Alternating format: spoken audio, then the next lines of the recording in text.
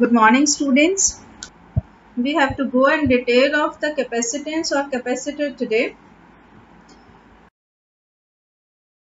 Today we are going to discuss the behavior of conductors and dielectrics in electric field, which is your previous knowledge of this. We will be discussing it again. We will be going in detail of the capacitor and capacitance. We will be discussing the principle of capacitor, and we will be finding the capacitance of a parallel plate capacitor also. So this is the thing which we have already discussed, but it's like a revision. This is just to revise that whenever I am putting any conductor, any shape, then what happens because of the induction effect, because here it is positive charge, so negative charge comes on this side, positive charge comes on the other side. So an electric field is produced inside the conductor whose direction is opposite to the external electric field, and both they are cancelling each other. So net electric field inside the conductor is always zero. Second point, at the surface of a charged conductor, electrostatic field is always normal to the surface at every point. This also we have discussed, because if it is not normal, it is having some angle, then it will be having some component along the direction here, horizontal component. Due to it, the charge will start moving. But actually our focus is electrostatics. Charges are at rest, charges are not moving. So electric field should be always normal to the surface of the conductor. The next point with you is third point, that interior of a conductor can have no excess charge in the static situation. Again the same thing, because there is no electric field, so charge is zero, because E, you have studied the formula now by Gauss theorem.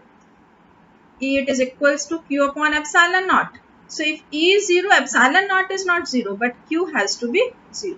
So in the interior of the conductor, charge cannot reside. Fourth point also we have already discussed with you, that electrostatic potential is constant throughout the volume of the conductor. The electric field is zero in the interior of the conductor, and we have discussed this formula with you, that E, it is equals to negative of potential gradient. So E, it is equals to minus dV by dr, or I can write dV, it is equals to minus E dot dr, because E is zero in the interior, we have just proved. So it means dV has to be zero, and when dV is zero, derivative is zero, it means V should be constant. So potential is always constant throughout the volume of the conductor. It means inside or outside, the potential of a conductor will remain same. Now, if you want to find the electric field at the surface of the charged conductor, that is always given by E equals to sigma upon epsilon naught into n cap. Of course, n cap is the direction of E vector, which is always normal to the surface, and sigma is the surface charge density. This also you have got by the knowledge of the Gauss theorem, that E, it is equals to Q upon epsilon naught, but E is dependent upon the area, surface area of the charged conductor. So you will be replacing this by sigma, and sigma is the surface charge density. This point is to be noted. Already we have discussed that if sigma is greater than 0, it means positive, then electric field is outward. So electric field is normal to the surface, but in the outward direction, and this sigma, it is equals to Q upon A, that is charge per unit area. So if charge is positive, it means sigma is positive. Charge is negative, it means sigma is negative. So if sigma is negative, it means sigma is less than 0. So electric field is normal, but in the inward direction. Electric field is always normal, but the direction can be inward or outward depending upon the charge, whether it is negative or positive. So for positive charge, it is outward. For negative charge, it is inward.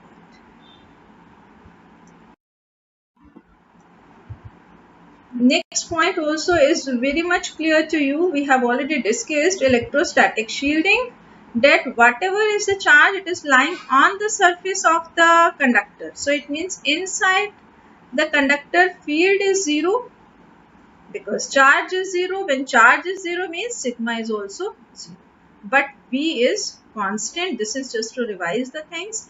And this cavity where the field is 0 or which has been shielded from the electric influence, this is known as electrostatic shielding. It means this phenomenon we have already discussed, that it is used to protect any electrical devices, or you can save yourself when the lightning is there. Then you can get inside the car because car is a conductor, so you are going to get shielded from the lightning effect. So this is electrostatic shielding.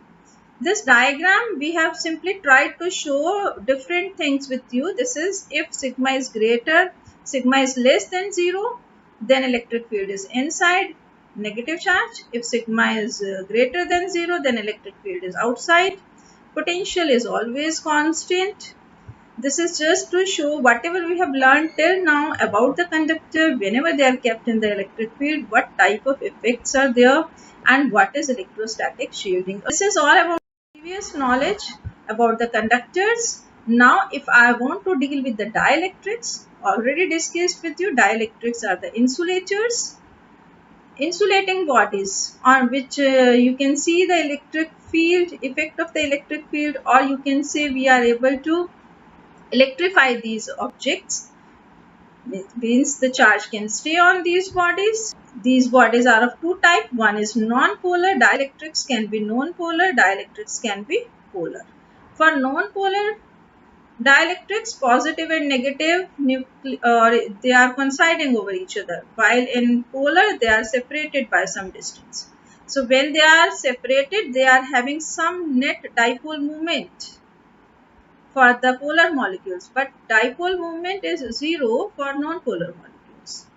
Electric field applied was 0. This was the original position of the molecules when I have not applied the electric field.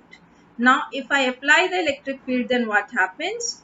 These are getting oriented, they orient themselves. These positive and negative charges, they are orienting themselves in the direction of the field. And as a result, even if whether the molecule is non-polar or it is polar, both are going to have some net dipole moment. Some dipole moment will be there. It means some dipole moment is induced in it. And this effect, when it is getting induced in dielectrics, we are terming this as polarization. So in the dielectrics, whenever the induction effects are coming, we are not calling them as induced, we are calling them rather as the polarization. So only naming we are changing, though the effect is same. This also we have discussed earlier, that whenever I am keeping a conductor inside the electric field, then the charge density are produced. These are free electrons, and as a result you are getting induced effect. Induced field is produced and sum is 0. But when I am having any dielectric, then what happens? This induced field is less than the applied. It means in conductor, the magnitude of the induced field is same as that of the applied field or the external field under effect of which you are putting the conductor. But here if you are putting the dielectric inside some electric field, then what is happening? That the induced electric field, though in the opposite direction of the applied field, it is same in both the cases, but see the magnitude of induced electric field is reduced than the applied field. So as a result, the net field inside is not 0. So this is an insulator. Dielectric is an insulator, and in insulator net electric field is not equals to 0. So this also we have already discussed, that dipole moment, whatever is produced in the dielectric per unit volume, this is called polarization. Dipole moment per unit volume is termed as polarization, denoted by capital P. This is another concept which we are going to introduce with you. For a linear isotropic dielectric, this polarization is found directly proportional to the field E. It means whatever dielectric I am using, if it is not affected by any other medium, we are taking isotropic, same medium we are taking, and this polarization is directly proportional to the electric field, applied field. And if I remove the proportionality sign, this constant I am getting, this is pronounced as chi. So chi E is simply a proportionality constant because it has been found that this polarization, whether the polarization will be less or it will be more, it will depend upon how much electric field is applied. So P is directly to E, and on removing the proportionality sign, I am getting this constant which is chi E. It's constant which is dependent upon the dielectric, and this chi is known as electric susceptibility of the dielectric medium. It means if I change the medium, then the value of chi E will get changed. If I am doing in air, it is having some value. If I am doing in some other medium, it will be having some other value. This susceptibility is having different value in different mediums. This is to revise that dielectric constant, because P now will depend upon your chi electric susceptibility will depend upon the dielectric constant. We will be finding the relation between the dielectric constant and susceptibility. This dielectric constant, to revise, this was your F vacuum upon F. So I can write it as E naught upon E. And this is also when we are saying the density, your surface charge density. When we are talking in dielectrics, then this can be termed as polarization density also, which is equals to Q upon A, that is charge upon area. Charge upon area means coulomb per meter square. And here you have seen for polarization also units we found that were also coulomb per meter square. So units and dimensions of the polarization density is same as that of polarization, though both are different terms. This is polarization density is sigma P. Sigma P is the symbol. Sigma is the symbol for the surface charge density. When we are talking about the polarization density, it is denoted by sigma P. And you have to see that if you want to write the definition of electric susceptibility, that you can say it's a measure of how easily it can polarize in response to the electric field. So this is again to make you the thing clear. This is the electric field. Inside I'm having a dielectric I'm kept in the electric field. So what is happening? These are orienting themselves depending upon, because field direction is this side. So it means this is positive plate and this is negative plate.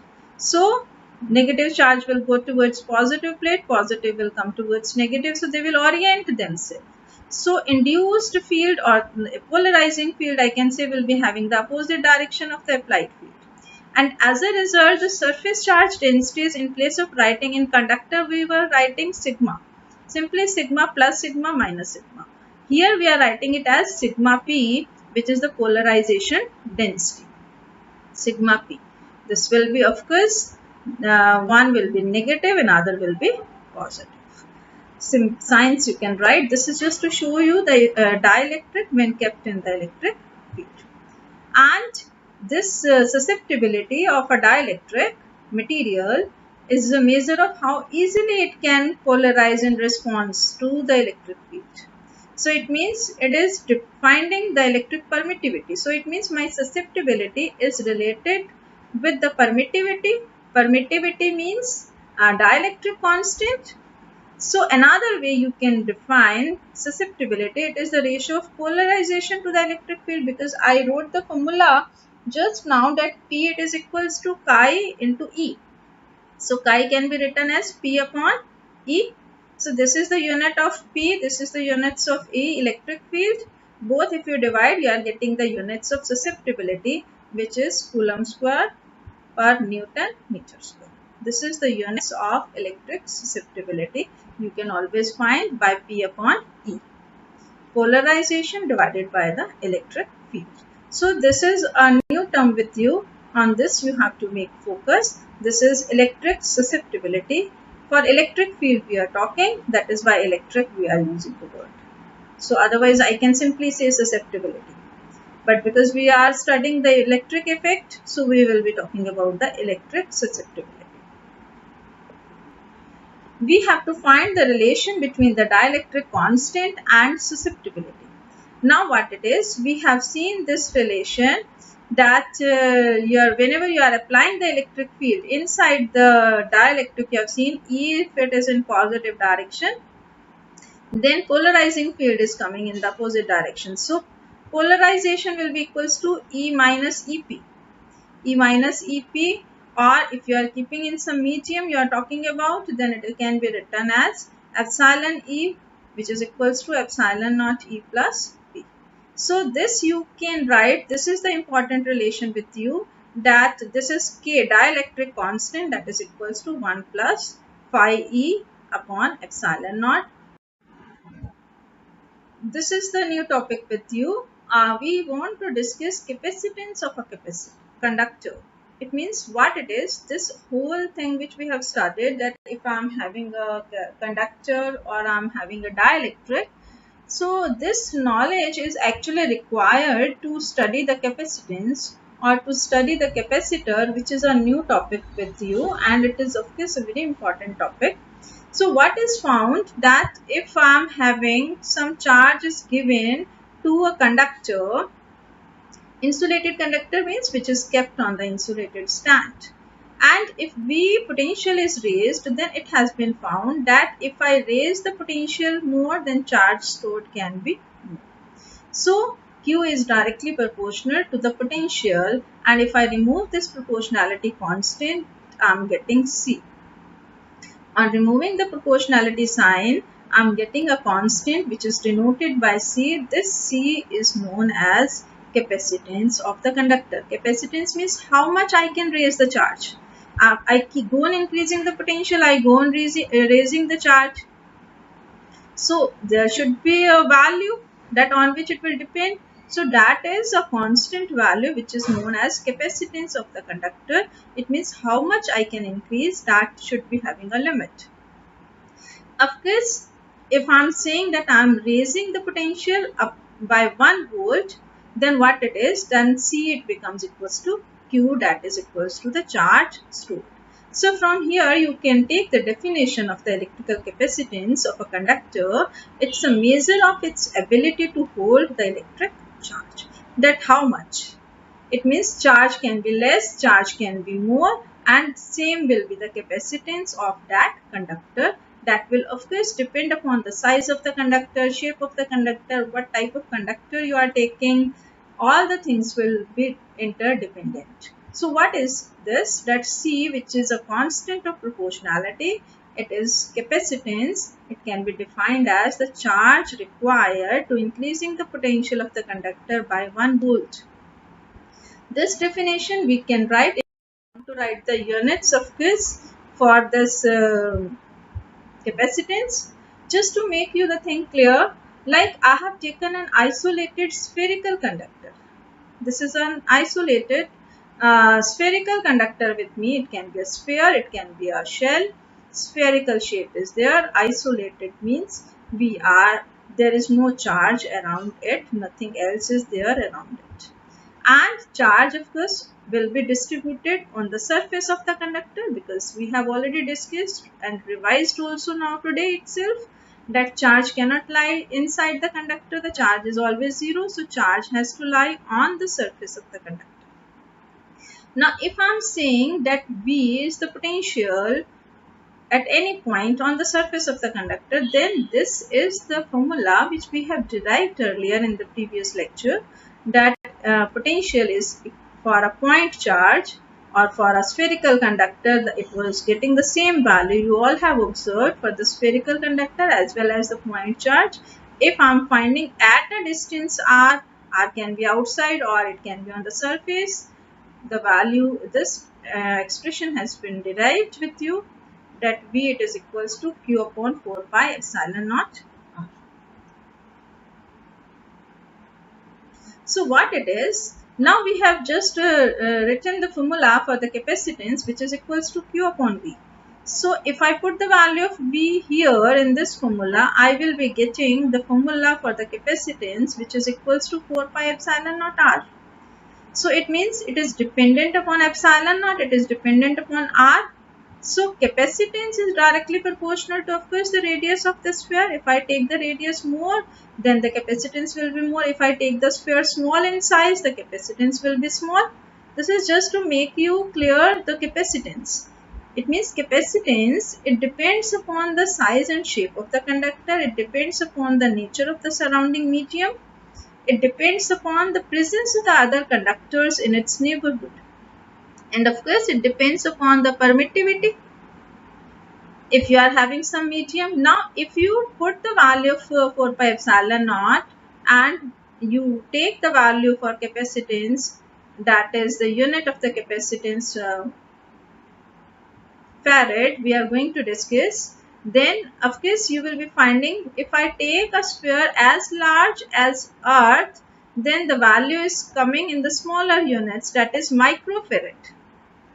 So it means which is the SI unit of the capacitance is a very bigger unit.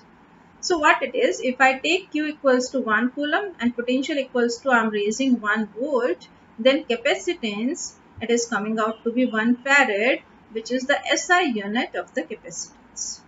It means capacitance of a spherical capacitor conductor, because I have taken a spherical conductor, then it will be 1 coulomb if you are giving the charge, and by giving 1 coulomb of charge, you are able to raise the potential by 1 volt.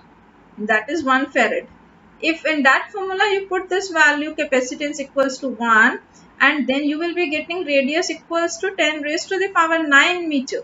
So this is a very bigger unit, it means. So most of the times we will be talking about the smaller units, that is microfarad, picofarad, nanofarad or so on, because 1 farad is a very large unit to study the capacitance of a conductor. We have to study the principle of the capacitor. What is capacitor? We have to study, of course. So what it is, if I am having one conductor, like I was having one spherical conductor, then what is found that you can hold a particular charge on it. Now what it is, if I am trying to bring another uncharged conductor near to this, it means A is a charged conductor kept, of course, on the insulated stand, because if I am not keeping it on the insulating stand, then the whole charge will flow to the earth. You all are aware of this. So now if I am bringing another uncharged conductor, of course, kept on the insulated stand also, only we can bring, or we can keep it. We are just showing you like this. So what it is, because of the induction effect, negative charge will get induced on this side, positive charge will get induced on this side. And now because of this negative charge, positive, negative, it will be having potential of A will be decreased by some value. So I can raise the potential by a small amount. Now what happens if I do the earthing of B? Then what will happen? The electrons from the earth will flow to neutralize the positive charges. You should be knowing this always. Positive charge never flows. It is the negative charge which flows. So negative charge or the electrons from the earth will flow to this plate to neutralize the positive charge. Now you are able to hold the negative charge on this side of the plate, and because of this I can raise the potential of A by the larger amount. Earlier when I am not earthen it, I can raise the potential but by small amount, because this positive charge will repel further these charges to stay over there, so it will not allow to raise the potential after a certain limit. But now when there is no positive charge here on this side, then I can raise the potential by the larger amount. So it means it will be better for me that if I, in place of taking a single conductor, I take two conductors with me and I keep them at a small distance apart, and the second conductor should be earthened only. Then what happens, the capacitance of the conductor can be increased. I will not be in a need of taking such a large conductor as of size of earth. So this is the another thing, capacitance of conductor we have started. On the basis of that, we are going to make a new device which is very frequently used nowadays in making the electrical circuits, and that device is capacitor. And how we have designed this capacitor by simply having the knowledge of the effect on the conductors when they are kept in the electric field. So what is found? That the ability of the isolated conductor is increased when we place an earthen conductor near to this given conductor, and this system of two conductors is known as capacitor. So you can define capacitor as an assembly of two conductors separated by an insulated medium, because when there is nothing, air is there, air is an insulated medium. This insulated medium I can replace by paper, by mica, that will be an dielectric, and that will further increase the capacitance of this arrangement, and that of course we will be studying in the coming lecture. This is the thing is that it means when I wish to increase the capacitance of a conductor, what I have to do is I have to simply bring an uncharged conductor close to it, and by connecting the uncharged conductor to the earth. This is actually the principle of capacitor, and this is you can write as the method of increasing the capacitance of a capacitor. We are increasing the capacitance of a conductor simply by bringing an uncharged conductor close to it and doing the earthing of it. So this you have understood. So here what it is there, that if Q we are taking the charge which we are giving to either of the plate to which we are willing to give, the second is to be earthen of course, then this Q is directly to V, or Q it is equals to CV. This we have already discussed, that C is the capacitance of the capacitor. Now if you see in around you, how can you find the capacitor? This is a thing which you can make as a project also. You can make your own capacitor. We are having different type of capacitors. Maybe you have observed this one on the tube lights. If you are having the previous ones tubes with you, then this is used as a starter there. Nowadays LEDs are there, and different new companies have given you different type of tubes that are there, and they are not using this starter. This starter is actually nothing but a capacitor only, which is used to store the charge, and its function is only to start when you switch on the tube, and thus it is able to hold the more charge, and it is able to blow the tube light. Symbol of the capacitor, two parallel lines separated by some small distance like this. This is the symbol of the capacitor. And if I draw a line on this like this is a variable capacitor, like you have used in 10th class, resistor and variable resistor. So for rheostat, for variable resistor, you always put a line like this with an arrow. Same way on this symbol, if I put a line with an arrow, that is simply to show you the variable capacitor. If you take out any circuit from any device which is not working now. Now, depending upon the shape of the conductor, whether I am taking the sphere, I am taking the plate, I am taking the cylinder, I can have three type of capacitors with me. If I am taking plates, means thin sheets, I can say. Then this is the parallel plate capacitor. I can have the spherical capacitor, I can have the cylindrical capacitor. It means capacitor I can have on the basis of the insulating medium which I am holding between the two conductors, or it can be dependent upon the shape of the conductor. Two things are there. But in your syllabus, you have to go with the parallel plate capacitor. So this is very, very important for you. We have to discuss parallel plate capacitor in more detail. So these are two sheets. We can show in your, whenever you draw the diagram, you can simply draw two lines like this. These lines are showing you actually two sheets or plates, which you have understood earlier also. When we derive, the electric field is always flowing from positive to negative. And if I take D as the distance between them, A is the area of each plate, same size. On one there is positive, on another there is negative charge. and always some potential difference is to be maintained in between the two plates or two charged conductors, which then only you can see the capacitance. C it is equals to QV. Q is the charge on either of the plates and V is the potential difference. This much is your knowledge till now in this lecture. Now what we have to do is, we want to study the parallel plate capacitor.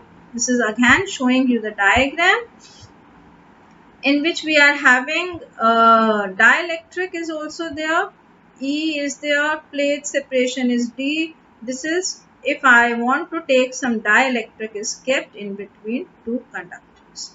So that also we will be going in detail of this.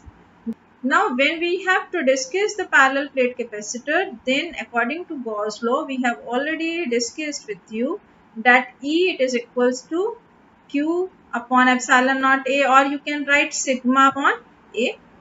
In between these two plates, when there is no dielectric, if you are taking, of course air is also a dielectric. So even if it is air, I can show the diagram like this, or it means polarization will always be there whenever we are keeping two plates separated by some distance.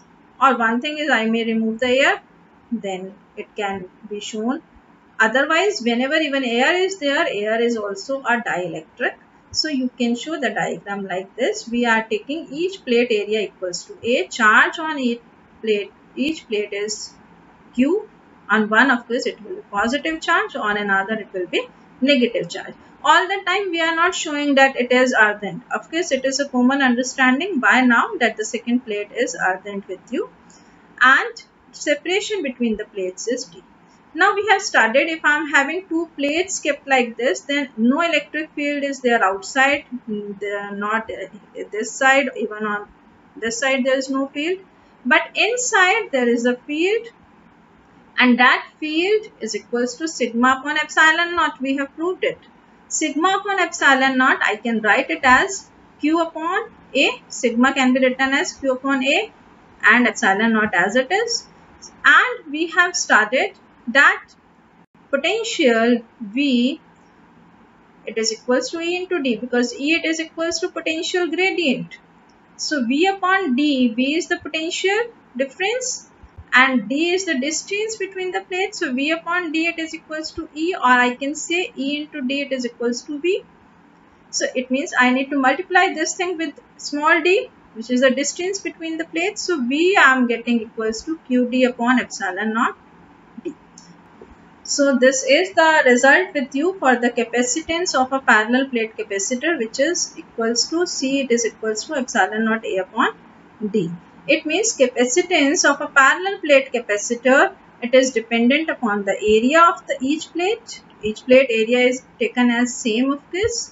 It depends upon the distance between these two plates, and it depends upon epsilon naught. So this is to note that for given medium, it means for air, this is dependent upon the distance between the two plates and is dependent upon the area of the medium between the plates. So this you have to note.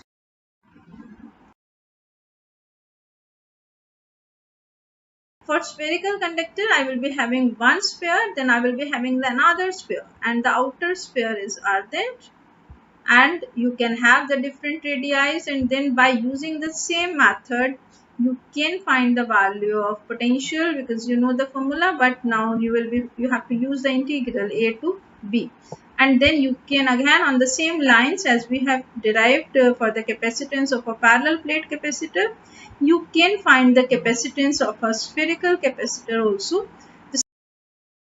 Similarly, you can go with the cylindrical capacitor. There I am having two cylinders with me of different radii. So outer cylinder is to be ardent, and then again you can find the capacitance of the cylindrical capacitor also. Again, not in your syllabus, so you can keep the formula in your mind for the competitive exams purpose. Yes, thank you everyone.